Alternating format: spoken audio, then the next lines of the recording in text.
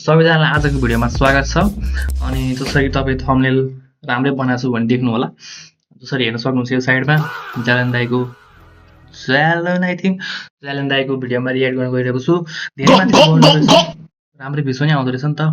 मेरो first video नै हुन्छ रियाक्सन भन्नाले खासै त्यस्तो रियाक्सन हुनेवाला छैन मेरो। I am not a big reactive type person भनौँ न होइन। अनि अब यस्तै हेर्नेछौँ मेरो भिडियोमा। अब एक्लै बसेर मलाई सरर हेर्नुपर्दा मसँग बसेर हेर्दाखेरि इन्टरटेनिङ होला कि हुँदैन भने ठिक छ, बनाएँ नि। अब एक टाइपले हबी भनौँ न मेरो पनि। यो भिडियो आयो चल्यो अनि चलेन भने नि ठिक छ ल। अब यति भन्दै धेरै कुरा नि नगरौँ न। मलाई हेर्दा पक्कै आउनु भयो होइन, यही भिडियो हेर्न आउनु भयो मेरो गरेर आउनु भएको छ। लाग्नु चुनाव हुँदैन भन्ने को हुनुहुन्थ्यो? आउने कसैले तपाईँ इलेक्सन गर्न सक्नुहुन्छ। म लेखेर दिन्छु, गराएर हेर्नुहोस्। म मेरो जीवनमा पोलिटिक्स छोडिदिन्छु। उहाँले पोलिटिक्स छोड्नु भयो कि भएन? अनि यो बाजेको घाँटी काटियो कि काट्न बाँकी छ? निर्वाचन भयो भने म घाँटी काटिदिन्छु। घाँटी काट्दै केटा हो हान्नुपर्छ माछी यसलाई साले। घाँटीमै हाने घाँटीमै आगुनमा चुनाव भने घाँटी काटिदिन्छु। तेरो घाँटी काट्न आउँछ। भएन छोडिदिनुहोस्। रक्सी खाएको बेला के बोल्छन्। अब साँच्चै गएर घाँटी काट्ने कुरा भएन। जो चुनाव भयो त्यसमै खुसी हुन्न हामी। बिल्कुल सही कुरो।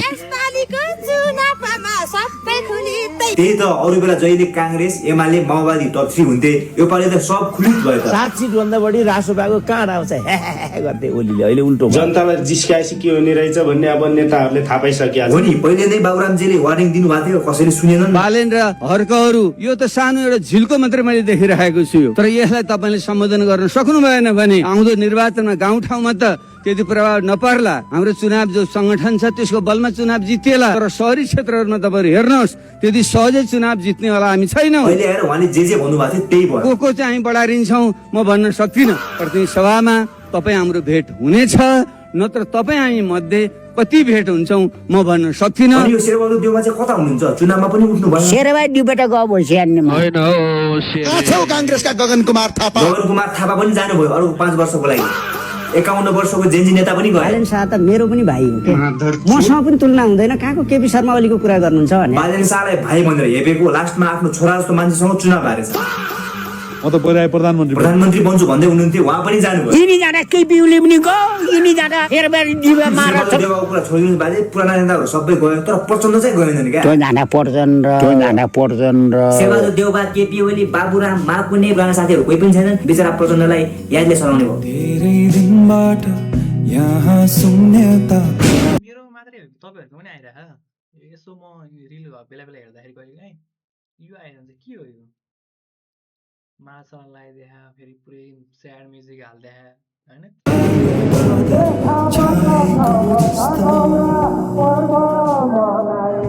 साथी तिमी कहाँ छौ भन न लामो दिनहरू। कांग्रेसका गगन कुमार थापा उर्फ गगने। आजको कता छ तर मनले मेरो बाल्यकाललाई बुझिरहेको। कस्तो एडिट बनाएको भने कस्तो एडिट बनाएको यो। अब राम्रो नलागोस् भन्दा पनि हेर्दा अब कस्तो लाइन एडिट बनायो यो। के भयो त हजुरलाई? फेरि मलाई ज्वरो आएको छ 103 डिग्री। चुनाव हार्दैन भन्दै हुनुहुन्थ्यो, नमजाले हारेपछि आयो होला नि ज्वरो। पत्रकारितामा हुँदा पनि उहाँ नम्बर 1, अहिले पनि नम्बर 1। कसरी नम्बर 1? अहिले त नम्बर 6 मा हुनुहुन्छ। अनि चुनाव प्रचारमा त खत्रै चौर बोलिदिनु भएको छ। त्यत्रो गर्दा पनि 1000 भोट ल्याउनु भएन। कारण के हो थाहा?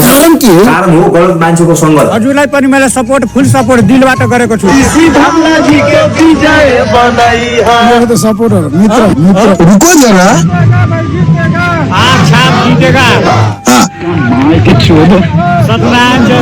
चीटिंग करता है तू, क्या बनाया तुम? अब की बात धमाल सका भनेर भन्ने तर भोट चाहिँ नहाल्ने रौतहटका जनताहरूलाई के भन्न चाहनुहुन्छ भन्नुहोस् त। नमस्कार हो प्रचार का मतदाताओं की भेन की चुपड़ा मूड खराब कर दिया तुम्हारी माँ का भोजड़ा। अब जी कहेंगे आप ये करेंगे, आप वो करेंगे, ये करेंगे, वो करेंगे। माँ चूत गई। हमने भी सोचा था इसकी माँ की चुप कुछ तो करेंगे तो इधर से अपन भी चालू हो जाएंगे। सोचा था कुछ तो करेंगे भेड़ चोत। और ये भेड़ की चुप कुछ नहीं किया, माधर चोत से बड़बड़। मेरो माइन्डमा हुन्छ छक्का हान्ने। गयो एमाले भित्तामा पुग्यो सारा ढकालले चुनाव जितेछ भने मेरो काका मोहन मण्डलले मुक्ति मैले खाने गर्छु मेरो लागि त त्यो हारको भन्ने कहाँबाट ल्याउनु हो फेरि शब्द केपी ओलीको जित पक्का अब पर्छ घन्टेलाई धक्का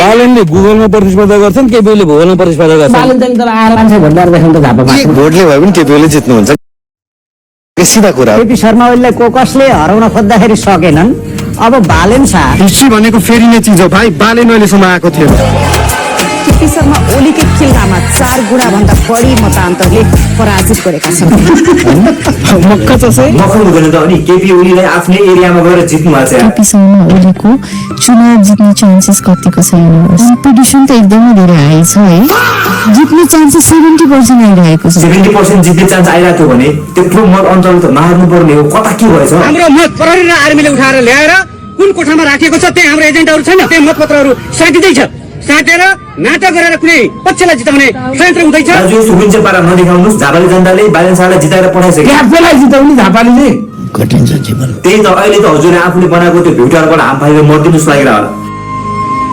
अस्तिसम्म हाँसिरा तिनी अहिले कति रुँदै बस्नुपर्ने भयो त्यसलाई हेर्दा अनि बालेनले चुनाव जित्यो भने यो गर्छु त्यो गर्छु भनेर भन्नेहरू चाहिँ कता छ बालेनले जित्यो भने कान काटेर म त्यति मसुमाको टाका लाउँछु त्यसलाई काट्दै गएर ल दिदी आउनुस् हजुरले कान काट्छु भने आउने हैन बालेनले जित्यो मैले कान काट्छु भनेकै हो हो अब आउनुस् कान काट्नु यो कान काट्नमा तयार छैन अनि कान नकाट्ने भए किन काट्छु भनेर भने त पागल नेगेटिभ हो अनि चुनावको त ठुलो कुरा गर्दै हुनुहुन्छ सुन पनि मैले बालेनलाई नै दिन्छु कान नकाट्ने भए सुनिदिनुस् न त खै निकाल्नुस् खबरदार तपाईलाई मैले खबरदार भनेर अम्लो ठडाउँछु केपी ओली यति हारो भने चाहिँ म इलाम जिल्ला छोरो मान्छे हुँ भनेर चाहिँ बोलीको पक्का गर्नु भएको छ र उहाँलाई हामी यहाँबाट विदाय कार्यक्रम गर्छौँ निकाल्न उडे उहाँले त इलाम जिल्ला छोड्नु भएछ तर यो देशै छोडेर जान्छु भन्नेहरू नेपाल छोडेर गए कि जबरजस्ती देश निकाला गर्नुपर्ने हो बालेन शाहले जित्यो भने म यो देश छोड्न तयार छु निकाल्न उडे बालेनले जित्यो भने नेपाल छोड्न तयार राजनीति त्यागेर देशै छोडेर म हिँडिदिन्छु बालेन शाहले झापा 5 बाट जित्यो भने 30,000 खसी मैले दिन्छु सबै बोल्ने मात्रै छन् यहाँ यो गर्छु त्यो गर्छु भनेर साँच्चै ल्याउनु पर्यो नि त खसी ल्याउनु प्रतिबद्धता देखाउँदै भएर ल्याउनु पनि भयो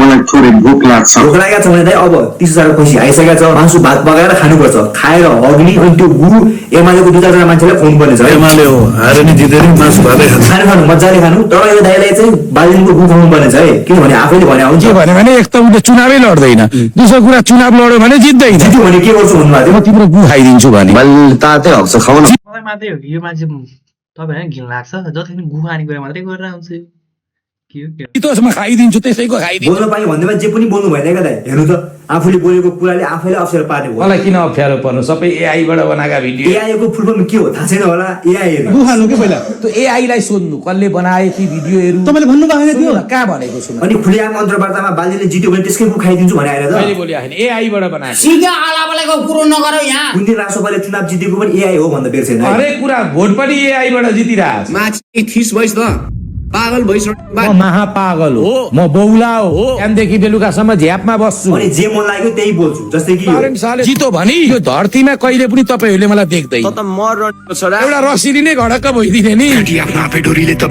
भनिस अरे आत्महत्या गरिदिन्छु रे केपीओलीलाई हराउनै नसकिने कि केपीओली भगवान हो र केपी ओलीको एरियामा कसैले चुनाव जित्छ भने म दिन दहाडे आत्महत्या गरिदिन्छु बालिनको गु खान्छु र आत्महत्या गर्छु भनेर दुईटा बोल्नु भएको थियो त्यो मध्ये एउटा त पुरा गर्नुहोस् यार अब आत्महत्या त किन गर्नुहुन्छ र होइन बरु खाते यो दाइ त के हो यार चुनाव अघि झापालीलाई यस्तो भन्दै हुनुहुन्थ्यो झापालीहरू छ नि अन्धा पनि छैनन् बोइरा पनि छैनन् अनि लाटा पनि छैनन् अहिले फेरि यस्तो भन्नुहुन्छ झापाली खाते हुन् झापाली चोर हुन् झापाली अपराधी हुन् झापाली दुष्ट हुन् उनीहरू झापालीहरूले छ नि आफ्ना छोरा छोरी आफू आफ्ना श्रीमती सबै बेचिसक्यो खाते हो आफ्नो नेता केपीओली हारेपछि मेरो नेता भनेको केपी ओली हो झापाली जनतालाई गाली गर्नुभयो दमकका खातेहरू झापाली चाहिँ के भन्न चाहनुहुन्छ भन्नुहोस् त भन्नु खन्ती सन्ती ल्याएर नि एकैचोटि कन्डोमा एकैचोटि हानिदिनु तिमीहरू दमकका खातेहरूलाई विकास धेरै भयो अब बालेन शाहलाई टर्च खोज्दै किन अब कस्तो कुरा गर्छ केपी शर्मा जस्ता व्यक्तिले चुनाव हारे भने यो देशमा के मजाक भएको छ ओहो रिसिटिरहेछ नि त्यो तेरो खुन्चेको अनुहार ओ पाचा खाएर त्यो अमिलो पाचा खाएर त्यो पुरा सुँगाइदियो जस्तो थोपडा तिमीहरू चोर झापालीहरू त्यो रिस म फिल गर्नु सक्छु त्यो आरिस जलेको त्यही त रवि बालेन रासोपासँग यति जल्नु भएछ कि यहाँ हेर्नुहोस् के भन्दै हुनुहुन्छ मोदी राम राम मोदी जी। क्या तकलीफ है इनको? हम बहुत दुख में पड़े हैं मोदी। क्या तकलीफ है भाई? हमारा जो ओली सरकार को गिरा के जो बालेन सरकार बनाने जा रहा है अमेरिका, वो चीज से आपको भी खतरा हो सकता है। मगर क्यों अमेरिका यहाँ पे हथियार भंडार करने चाहता है? तो यहाँ बैठ के इंडिया टुकराने चाहते हैं तो इसीलिए मोदी जी राम राम। रवि और बालेन को और रासपा पार्टी को हम जहर से मिटा देंगे, बस आप हमारे को सपोर्ट करो। ये घंटा मेरे को पसंद नहीं है मोदी जी। यति यो घन्टीसँग डराइरहेका छन्। हाते धेर नबोल खगेन्द्र सुनुवार। बालन शाहलाई, रवि लामी छानेलाई, खगेन्द्र सुनुवारलाई सपनामा पनि हाम्रो अनुहारले ऐठन परेको छ यिनीहरूलाई। ठुलो कुरा नगर्नुहोस्, जनताले त्यत्रो मत दिएका छन् चुपचाप घन्टीमा छाप भनेर। अब पालो चुपचाप काम गर्ने। स्योर गर्छ अनि पुराना पार्टी जस्तै राष्ट्रपाले पनि काम गरेन भने तँ जानाले नगरे तँ मार चोटले पनि हामीले फालिदिन्छौँ। ल त तपाईँहरूलाई यहाँसम्म मेरो भिडियो हेरिदिनु भएको छ भने धेरै धेरै धन्यवाद छ। मेरो पहिलोचोटि हो, धेरै रियाक्सन हुनेवाला पनि छैन मबाट होइन। त्यो सँगै बसेर हेर्नलाई अब एक्लै भिडियो हेर्नुभन्दा उसँग हेरेर राम्रो होला के थाहा होइन। एकदम धन्यवाद छ। आइदिनु भएको छ भने एउटा लाइक पनि गरिदिनु, सब्सक्राइब पनि गरिदिनु होला, च्यानललाई बढाउँ। के हुँदो रहेछ फिल आओस् न होइन। ल यति नै हो मैले भन्ने भने त।